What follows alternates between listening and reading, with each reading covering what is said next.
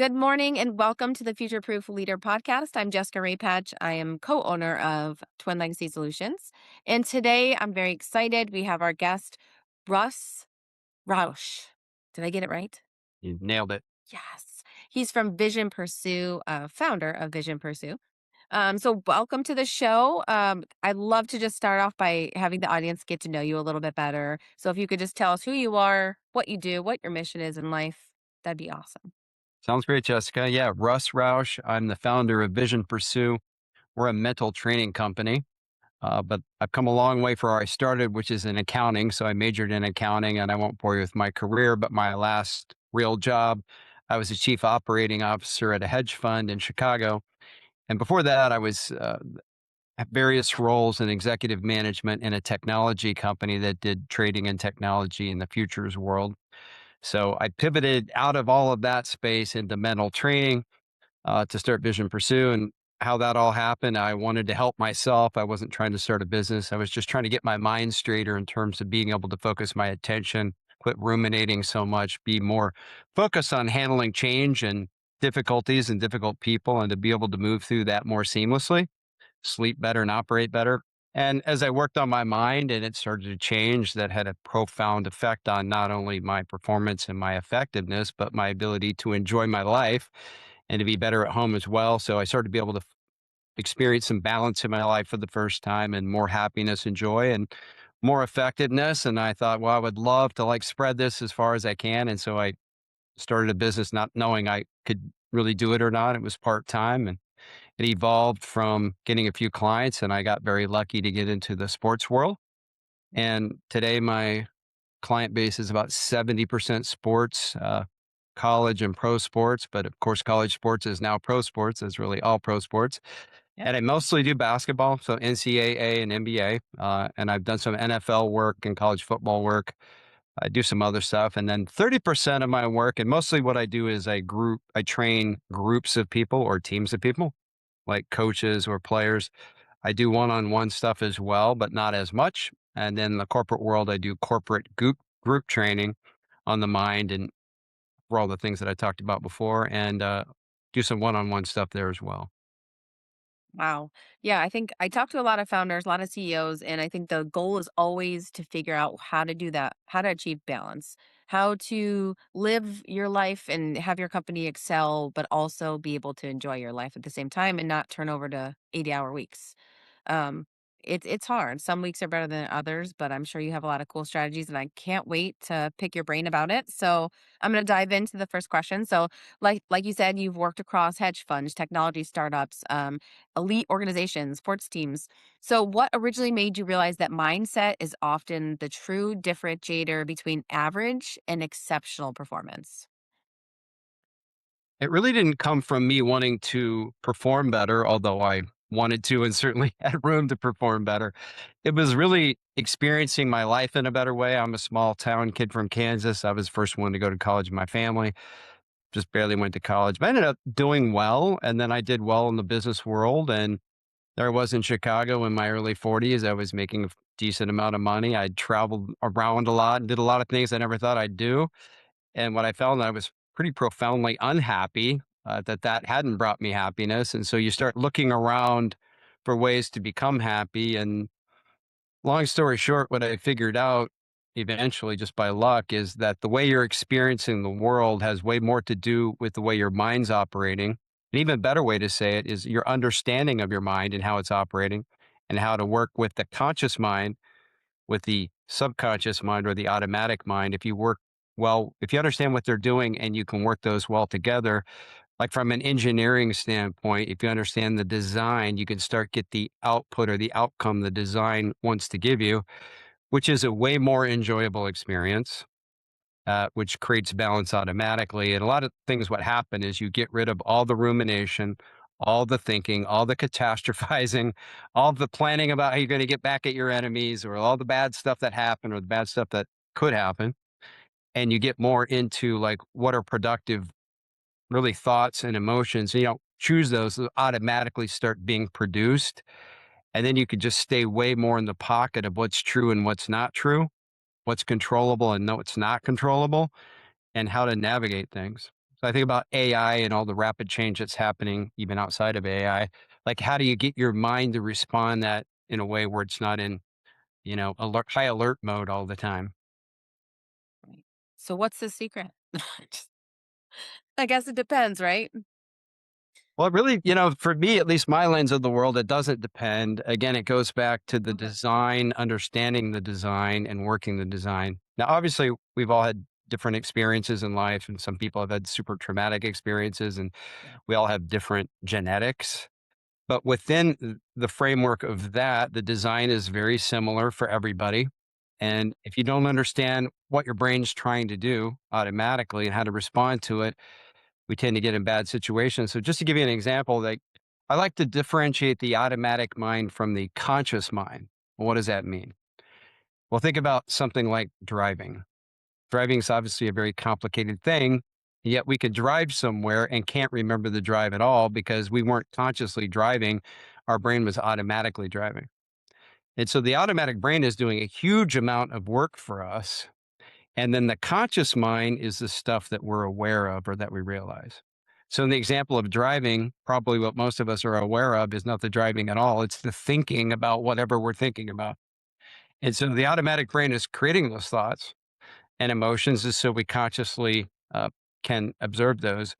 And then we drive every once in a while whenever the brain tells us to. So this automatic brain is curating our conscious reality. In other words, it's looking out at the external world. Our stuff is streaming in through our five senses, and we don't get just here's what's happening in the world. What do you think about it? We get a very curated picture of what's happening in the world, what it thinks we need to know, and it even tells us how we should think about it and how we should feel about it versus emotions. So you have to understand that that's going on, and then to be able to do things to navigate that, and that changes the way we experience what's happening externally. Right. I mean, like, just I'm just thinking about my as you saying this, I'm thinking about the drive, right? So, there's a lot of different components of your life. You have your children, your spouse, maybe you have multiple businesses, you have growth strategies. A lot of like leaders, even sports teams, I would imagine, they focus so heavy on strategy execution. Do this, I got to get this done, I got to get this done. But not necessarily the mental resilience behind it, right? We often like backburn sleep, we backburn self I don't wanna say self-care, but, like, taking care making sure we're, like, actually nurturing ourselves and our bodies. So why do you think resilience and stress capacity have become such a critical skill in today's business world? And I think it's something that's gone on forever, as long as man has been around. But I think it's, technology has exacerbated all of this. But a lot of what we're gonna experience a lot through thoughts and emotions is the past and what went wrong and the future and what could go wrong. So if you think back to your thoughts, like we have this picture that we show of a person with a dog in the park Yeah. and it's a beautiful day in the park and the dog is just seeing the dog in the park and the person has all these thoughts going on, automatic thoughts. And again, most of those aren't positive. They're what went wrong and could go wrong or my to-do list. That makes sense? Oh, yeah, for sure. And so you're experiencing those thoughts all the time. And if you understand why they're there and how to respond to those thoughts, they start to clean up because ultimately what we want to do is not stop this automatic thinking like when you're driving. We want it to be more productive. So if I made a mistake, which we all make mistakes, we tend to ruminate and go through those over and over and over again. And so once you can understand that the brain is going to correct us and tell us what our mistakes are, you look at that not as like I suck or I screwed that up. You look at it as simply just information. It's feedback. And as I think about what could go wrong in the future, all the uncertainty that exists and that replays over and over and over again, you could just realize, hey, that's just a warning. And as you start looking at these things as feedbacks and warnings, not as things are going to go bad or things were terrible in the past, and then you learn how to respond to those quit repeating over and over. You can break the cycle of them repeating over and over. And it isn't like positive self talk or telling yourself not to think those thoughts or all that. That tends to make it worse. And it isn't Mm. just try to be in the present moment. It's a process of how to respond to those impulses, those signals that are coming in through your automatic brain. So We could I'm talk curious. about that next if you like. Yeah, I would like to talk about that. Yeah, because like that's the typical thing you hear, right? So you're overwhelmed. You're trying to, like I always have about 100 things I'm thinking about. I feel like I can never turn off my brain unless I'm sleeping. From the moment I wake up, it's like, okay, I have this and this and this. Tonight I have this, but first I need to get this done. And I definitely should work out and I should make dinner. But I got to do this, that. Like my brain is constant. And as I'm checking off things in my head, my brain just keeps going. It doesn't ever stop. I wouldn't say so for me specifically, personality wise, I call myself an aggressive optimist. I'm a very optimistic person and I'm a very much of a I don't quit. I was brought up. I was in the Marine Corps. We just don't quit. Like I feel like I had a lot of cool training where it's like you find a solution, whether you like it or not. You use what you have and you keep going. And if you quit, then you die. Those kind of mentalities, like I've carried that on through my life, and I feel like that's built me to be a pretty I guess, dedicated leader, or at least a committed one. But yeah, like, yeah, talk about how you do that though, because I've heard a lot of like, I've been through, I mean, to be personal, I've had some PTSD from deployments and I've been through some really interesting, uh, mental health brain mapping stuff where I never really could understand what was happening, but I know it helped. But the self-talk, a lot of breathing, like, hey, what's the worst thing that can happen? What's the best thing that can happen? What's probable to happen is a lot of things that I hear from like feedback from mental health, I guess support personnel, but then also the breathing and just taking like a moment to like be by yourself, meditation, those kind of things. So is that kind of in line with? Well, I guess the positive self talk isn't so much in line, but kind of talk about how your strategy differs and why it's more effective. Yeah, and there's a self-talk component to what I'm doing, but it's not just the typical thing. And so, first of all, everything you just described about yourself, you're describing like any great leader, any great performer I've ever been around, any pro athlete, coach, business person. You don't climb to a high level and succeed without what you just said, some variant of that. Yeah. So it really comes back to why is that happening and how you relate to it, and so everything you're feeling, all those thoughts and emotions you're having about everything you have to do, and I'm sure you're probably kind of hard on yourself about what you haven't done so well, and you may sweat what's going to happen in the future. So those all very adaptive signals your brain is sending you, but it become overwhelming if we don't process them right because they just tend to circle over and over and over again instead of like working through them one at a time. Yeah. So the number one skill by far is creating a better relationship with this automatic brain that's creating these signals and these thoughts that you're experiencing. Because it can feel like a little mini you screaming in your head all the time about all you have to do and what the mistakes you made and what could go wrong. And so you have to change your relationship to it and say, this thing's actually trying to help me. My automatic brain, in fact, the automatic brain is programmed. We're all programmed from birth. You think about the automatic brain, it has priorities. What is it trying to get us to do? It wants us to be healthy and safe. Yep. It wants us to be productive, to be able to handle life and move through it and take care of our responsibilities. It wants us to be connected and belong to groups because that's highly adaptive. And it wants us to be okay and get relief when we need it. Well, when I talk about those four things, like health, im- um, performance, connection, and being okay, everybody wants that. And that's not a coincidence. It's because we're programmed for that. So if you realize your automatic brain wants those four things, and then it may seem like, well, it's not helping those four things. Anything is driving me crazy and it's making me feel unbalanced and I'm doing all these other things. So you have to realize it wants those things for you. And as you change your relationship to those signals, especially the corrections when you made a mistake or the warning, this thing could go wrong in the future. And you don't get so caught up into those. They're not truth. They're interpretations and predictions. They're meant to help you. And so they're just feedbacks and they're cautions. And so when you change your relationship to those, and we'll talk about a way to process those called feel, thank, and direct, which is feel the signal, thank it, and interpret it, and then direct yourself and the signal. I'll come back to that in a second. But you have to change your relationship to say, hey, my automatic brain wants the same things I want. It's trying to help me. All these thoughts, emotions, urges, bodily experiences creating automatically are actually designed to help me. then you change your relationship with it. And I'll give you one quick analogy. A lot of people have parented.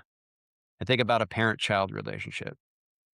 As a parent, your job isn't just to tell your kids that they're great all the time and they're doing great. It's also to correct them and to warn them. And a lot of times when we correct our children or even give them ideas or give them a warning, they don't take that well. True. And so it isn't that what we're doing is wrong. Our intentions are great, but they're interpreting it wrong. And so it's the same thing with the brain. The automatic brain's like the parent and our consciousness is like the child. And so when we get these corrections and protections, warnings, we say, oh, this thing's trying to help us. Its automatic brain's trying to help us. It's programmed to help us. It's supposed to warn us. It's supposed to correct us. The other thing I think is important is something called false positives, in that the brain would rather warn you about something. And if it doesn't happen, that's a low cost. But if it doesn't warn you and it happens, that's high cost. And you think about your military background, like, and so it tends to overcorrect and overprotect. And what does that mean? We get maybe more self criticism than is necessary and more warning than is necessary. But if you see it as something as not the truth, but it tends to do that, we interpret it differently. I'll stop there. Does that make sense? Yeah, no, it's resonating. I'm very much a digester when I hear like a new concept. I guess I like obviously you probably get this all the time. Like I never really thought about my thoughts in as warning signals to like appreciate instead of deflect, right? So if I get negative thoughts, like even if I'm talking, I mean, I don't even know if this is like a good analogy, but like if I'm a group of people and I'm surrounded by, let's say two individuals are very negative and they're like, oh, yeah. I'm like, hey, let's go hiking. Oh, yeah. Well, that's going to like, oh, we're going to get super sweaty and it's going to be, I'm not going to be able to do what I have to do tomorrow. Like, oh, man, like, how long do you think it's going to take? Like, we only have an hour. We might not make it to the top. Like, like all these thoughts come to you and it's like very draining. And then I'll feel very defeated. I go to a different group and say, "Hey, let's go hiking," with people that are maybe a little bit more optimistic and like athletic. Oh yeah, man, I bet we can make it to the top. I bet the view is beautiful. I bet that we can make it there in 45 minutes and back down to do what we have to do, and I bet we'll feel really good about ourselves. Well, then I feel empowered and uplifted and I want to go. So like I guess when you talk about acceptance, I kind of think about those kind of dynamics where you're either gonna fall into the trap of like following the warnings as like a digressor, or you're going to, like you say, be thankful for the thoughts, process them, but then move forward in a more cautious, but move forward in that way. Does that make? I mean, that's how I'm processing what you're saying. Is that Yeah, no, I think analogy kind of? yeah, it's very good, and, Okay. that kinda segues us into, like, okay, how do I process them? We've Yeah. been talking theoretically about what's happening, Right. but that's crucial because again, I like the parent-child. What Right. if your children were going, "Mom cares about me a ton, she's had experiences I haven't had. As soon as she gives me advice or warnings or correction, I'm gonna be super open-minded to it. This could really help me." Never happens. That would change everything. Yeah, Never happen. I it have never three happens, daughters, just for but context. think about how nonsensical it is that children react to their parents that way, Yeah. when literally most parents would die for their children. Yes. And 100%. so and they have all this experience and they wanna help them, and yet they reject it. And what I'm saying is everybody can understand that. You're doing that to your automatic brain just like your kids are doing it to you.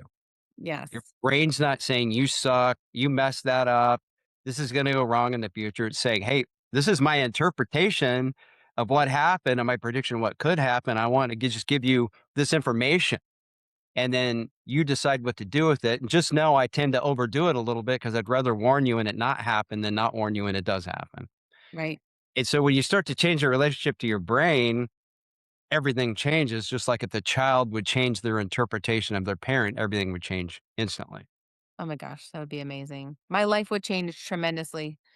I'm Well, always doing that, and it's always like I'm, "Oh, you're always yelling at us," or you're and I don't yell. I was like, "You should hear me yell." I'm not yelling. I'm having a conversation about what is going to happen if you don't repeatedly brush your teeth, or like even something so simple. Like I have a 6-year-old, so I'm 6, 9, and 11. So I'm in the phases of like just teaching them, like, even just self-care, like, you have to floss, you have to do this, you have to brush twice a day. If you don't do that, you get 1 set of teeth. Trust me, like, it wasn't so imperative when I was a kid to do that, like, dental health wasn't. I know this is an off example, but I this morning I woke up and it's always a problem that my daughter just doesn't wanna brush her teeth in the morning, so, like, you have if you only get once. I mean, your teeth are gonna fall out, that's true, but you have some permanent teeth. You only get 1 shot, and when they're destroyed, then you're gonna have drills in your mouth and stuff. Like, "You're scaring me, you're mean." Well, no, I'm warning you because I had drills in my mouth and I've been through it and it sucks. So I'm trying to set you up for success. But you're right, they never see it as me trying to be the helping hand or turn it into a teenage problem, a preteen problem. Everybody's more popular than me. All these girls said something to me. I cannot tell you how many times I could tell my daughter, none of this really matters in the long run. What people think of you, like, with what your clothes are and stuff, don't really matter. It's not who you are, and if those are the kind of people that you're around, those aren't the best people to be around. But she doesn't get it. She doesn't understand, but I'll keep telling her because it is the truth. But Well, this is great stuff, and a couple things like the topic of how to get your kids to do what you want without browbeating them all the time is another topic we can get into, and like that's big in my world because coaches trying to get athletes to do what oh, they yeah, want please, like, is tell me all the is things. hard to do. Like that's probably beyond the scope of what we're talking about today. But I use that analogy because everybody gets that. And you say if my kid would just do this, everything would change. And what I'm telling you and everyone else, if you would just change the way you're interpreting your brain, everything would change instantly. You're the child, your automatic brain is the parent. Right, And so your brain's not beating you up. It's not yelling at you. It's not telling you suck kind of all the things you said your kids say you're doing. Your brain's not doing that either. It's basically just saying, hey, you didn't do that very well. And this could go wrong. And it could go wrong. Just like all the stuff you're telling your kids is all true. right, And if they would just accept it, but also realize you're not beating them up or anything, you're just trying to help them, they wouldn't get upset. But also the other important thing about is like you don't have the context of a child anymore. You don't have the perspective of a child anymore. So some of what you're saying is incorrect or it's off base. Same thing with our automatic brain. And also, you're probably overdoing it because think about this. If you've told your child to look both ways before they cross the street 5 times, are you going to tell them the sixth time? right, Yeah, because the cost of telling them is low and the cost of not telling them is high. And so right, the child could start to realize, yeah, no, my mom overprotects me, but that's great. I understand why she's doing it. And so I can allow for that without trying to shut you down. But I can also then give you feedback and say, no, I know you care about me, you love me and this and that, but like could you do it a little differently? Or could you get off my back about this and help me with that? And that's the same thing. Then this gets back to how do we deal with our automatic brain? We communicate it just like that. And so if my brain, I make mistakes in public speaking, I'm presenting all the time, or I just say stupid things or whatever, embarrass myself. Like I'm really hard on myself when I do that. And so when I feel that impulse of I screwed up and I'm stupid and I suck or whatever, I feel it. I feel what that feels like without the story in my body. yeah, And then I thank it just like the parent, like, okay, thanks for telling me because what am I supposed to be happy or not care right, that I didn't do well? Of course I'm supposed to feel uncomfortable. So I thank it. And another way to thank is just a positive interpretation. What is my brain trying to tell me? Is it trying to say I suck or I screw everything up? Or is it just saying I didn't do that very well?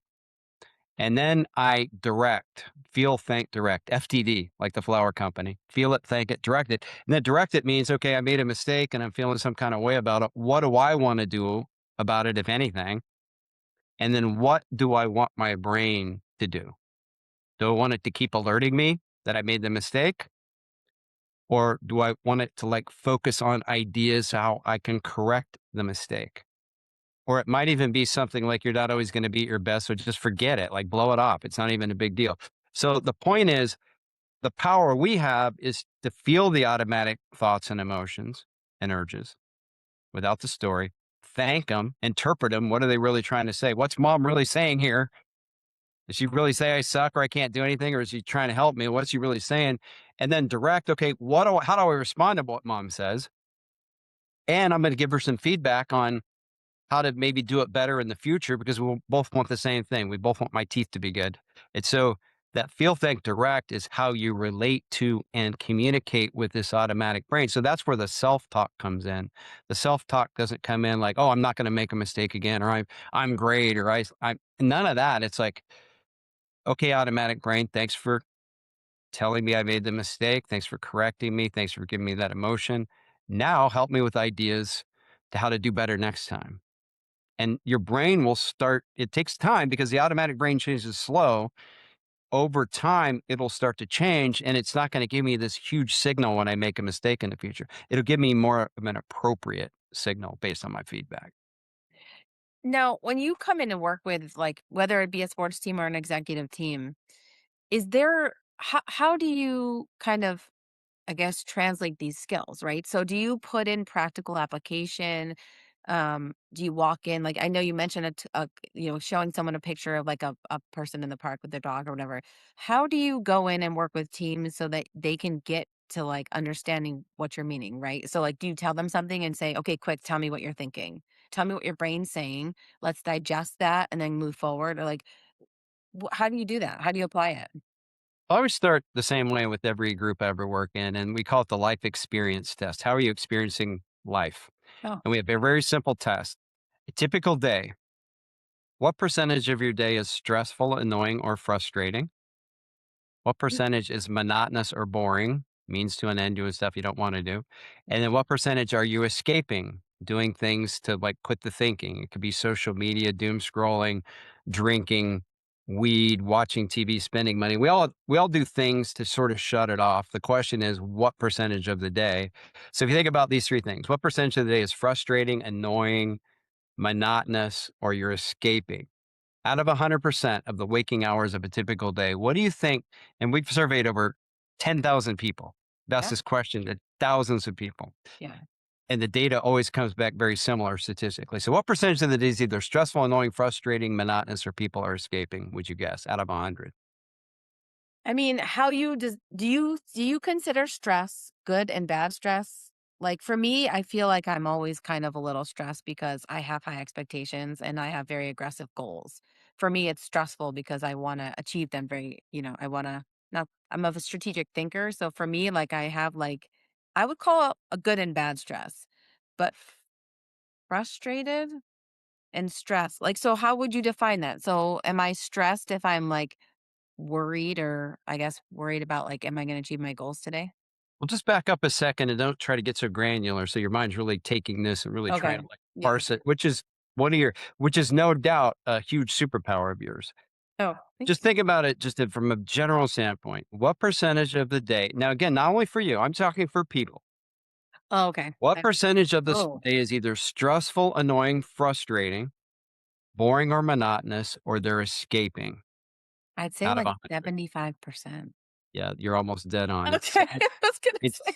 It's and by the Wow. way, I've asked this question hundreds of times, and when you Yeah. do it in a room, people start yelling out 80%, Yeah. 90%. In fact, I could Yeah. show you a clip of the Miami Dolphins where they were all doing this. I was just at a business group and they said the exact same. They go 80%, 90%. Yeah. So that's where I start is you're experiencing life as a stressful, annoying means to an end that you need to escape from. And that doesn't matter if you're living your dream. You have a job that you think is really great. You love your boss and you believe in what they're doing. All of that can be true. And that pie chart looks about the same as somebody who has the opposite of all that. And so I start with that, like you're having a bad life experience and there's nothing wrong with you. This is very common.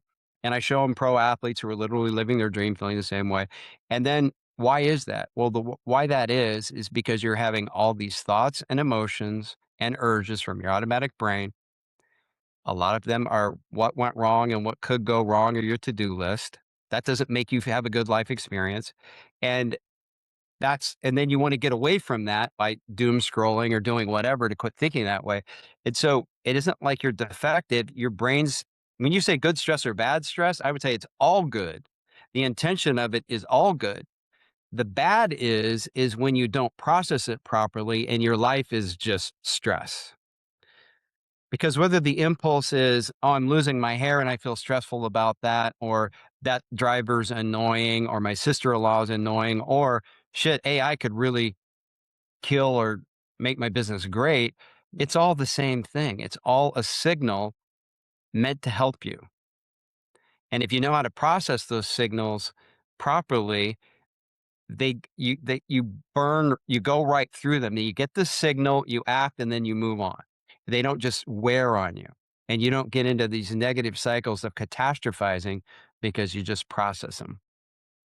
Now, is it personality dependent? So, does it matter what type of outlook on life that you have when you're going through a process with you and your team? Like, you get optimists, pessimists, you get realists. My husband would call himself a realist. He's a nuclear physicist and he is super analytical, and everything has to be calculated, every decision. Like, if he was just like, "Let's go on vacation tomorrow," I would probably die of shock. He just everything has to be very well thought out, which has its advantages. He's in the nuclear field, so that's who we want there. But it's hard because when you're like, "Let's go do something," it's like, "Ugh," and there's so many setbacks. So does it matter when you're working with a team, like, of mixed personalities? Does that really affect the outcome, or does your process kinda just work no matter It what? doesn't matter in my process. So I'm not Okay. saying it doesn't matter, but it doesn't matter in my process because again, that pie chart that I just told you about, Yes. that's gonna be the same. And I'm not saying every person feels that way, but I'm saying any group I've went into, if there's at least 20 people or so, it's statistically relevant, it's 80%. Yeah. It doesn't matter. Like they could be whatever personality type. It ends up being that in groups of people. Not every individual, but I'm saying statistically it shows up. And so your husband, you, me, anybody who's listening, we all have thought processes. We all have emotions. They're all automatic. And again, if we don't know how to process them properly, it's going to make us feel like our life is stressful, annoying, monotonous, and we're escaping from it. And once you learn, again, this feel, think, and direct, and you talked about breathing. I'm a big believer in breathing the Mhm. proper way. You can use breath work to really change your mind and body. And of course, that's big in sports. So we may not have time to get into that. And also improving your ability to focus your attention, Right. put your attention where you want. And again, most people who are doing stuff in life and making stuff happen uh, don't have great attention. They're doing a bunch of different things at once. They have a lot of thoughts, a lot of emotions, a lot of things on their to do list. And so those are all good qualities. But once you learn why the brain's doing that and you learn how to process it, it becomes way more streamlined. And again, I'm not just working over the same things over and over and over again. And I could just move through things. Now, again, I'm not saying it's nirvana and it's perfection, but going back to the pie chart, uh, the last category is I feel good. I enjoy my life, is without the escape activities. That doubles and triples. Oh, I love that. And then the stress, monotony, and escape are still there, but they go way down. And I believe this is the way the brain is engineered to be able to, that's how we're supposed to experience life, that we mostly enjoy it. We have some stress, we have some monotony, we do some escaping, but it's a smaller percentage. And most of the time, like we can enjoy what we're doing and just move through and accomplish things. Right. Well, so I know I'm like picking your brain, like totally off my question train here because I think I'm so interested, which is a good thing. But I would like the end conversation to kind of talk about, can we just talk about what does this translate to? So what are the results that you get at the end of your program when you take the time to find that mental clarity, you take the time to process, like, this is how my brain works, my automatic brain, this is how I'm going to control it, this is now my outlook. Well, so then what does that do? Like, what does it do in a sports team? What are you seeing as results of this process? Yeah. So my number one goal of doing all this isn't to help people perform better, although they do. It's to help them enjoy the life that they have. And so, like, that's the number one thing. And if you think of the four priorities of the brain, enjoyment is one of it. Yeah. Health and safety is another. Performance is one, and human connections another. And so, I want them to have all four of those. So, I want all of those to improve. And so, what does that mean? It means that I'm enjoying playing basketball more. I'm more connected to my teammate and my family and immediate family, whatever family I have, my coaches or whatever. My health's better. I'm not so stressed out. I can sleep better. I'm eating better, usually drinking less or whatever. You're doing less of that stuff 'cause you just don't need it as much. You don't need to escape as much.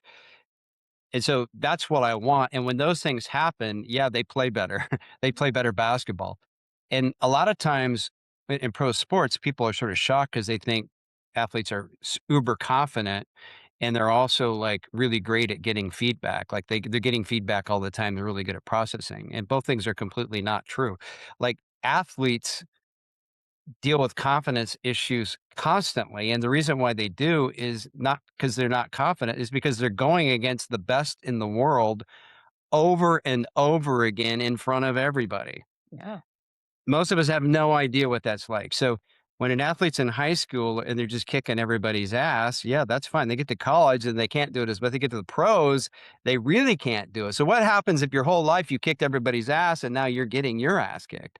Yeah. It's and even if even the best players, again, imagine doing your job, and I'm sure your job's difficult, but what if somebody just as good as you was trying to like screw you up all the time while you're doing your job? Oh, yeah. And No. everybody's watching it and everybody's commenting on it.